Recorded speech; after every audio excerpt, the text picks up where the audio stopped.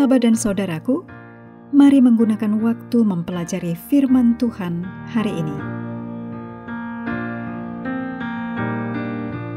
Hari Kamis, tanggal 8 Mei, judulnya Sebab Engkau telah menciptakan segala sesuatu.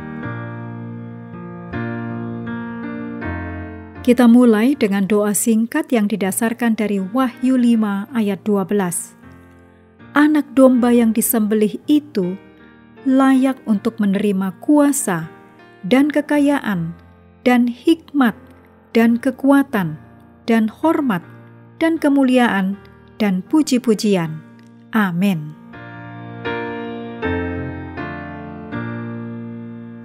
Dalam beberapa kesempatan, para nabi telah dibawa cukup dekat kepada Tuhan dalam penglihatan, sehingga mereka diizinkan untuk melihat tahta Tuhan. Yehezkiel melihatnya di atas cakrawala, ditulis dalam Yehezkiel 1 ayat 26.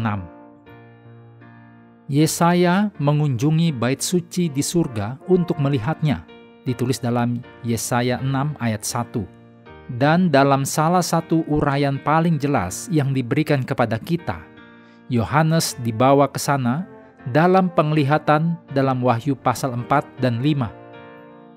Tipe-tipe perjanjian lama dalam pelayanan bait suci menunjukkan bahwa hanya ada satu jalan yang melaluinya umat manusia dapat memasuki hadirat Tuhan, yaitu darah Kristus. Anda bisa lihat dalam Imamat 16 ayat 2 dan 14 sebagai contoh. Bacalah Yesaya 6 ayat 1-5 dan Wahyu 4 ayat 7-11. Elemen apakah dari kedua penglihatan ini yang serupa? Perhatikan urutan peristiwa.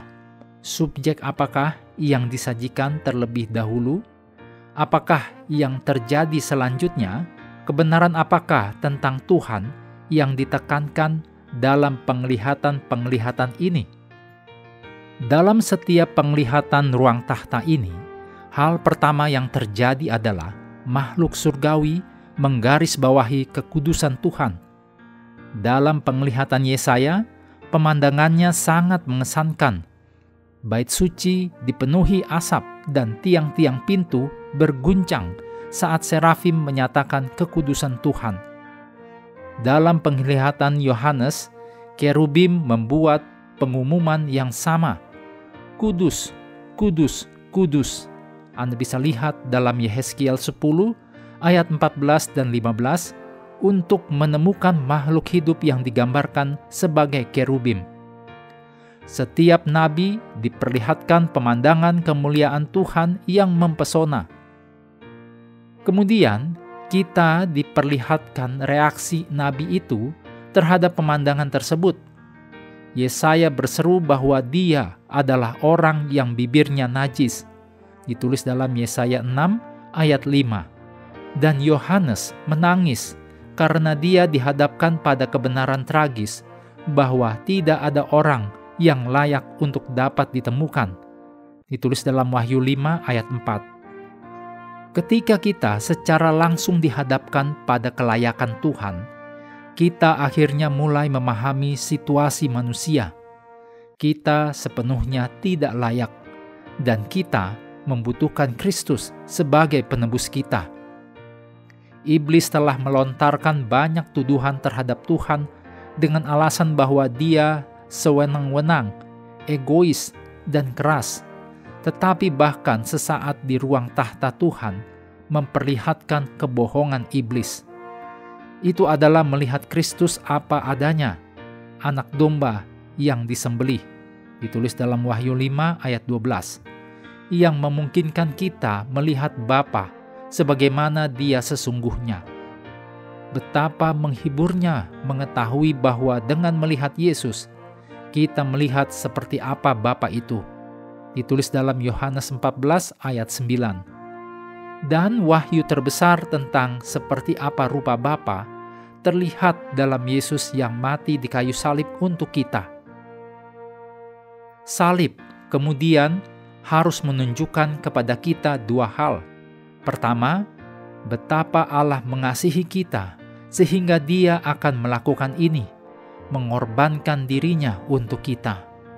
Yang kedua, salib harus menunjukkan kepada kita betapa berdosa dan jatuhnya kita, sehingga hanya melalui salib kita dapat diselamatkan.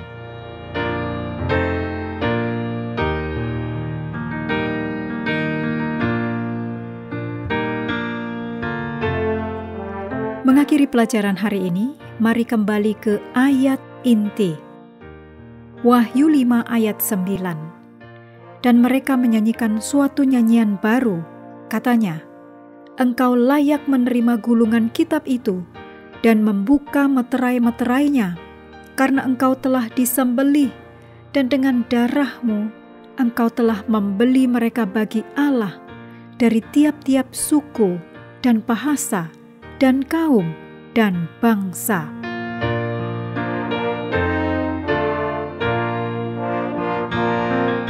Sahabat juga perlu melengkapi waktu untuk bersekutu dengan Tuhan setiap hari dengan bacaan Alkitab sedunia. Percayalah kepada nabi-nabinya yang melanjutkan dari Kejadian pasal 22. Tuhan memberkati kita semua.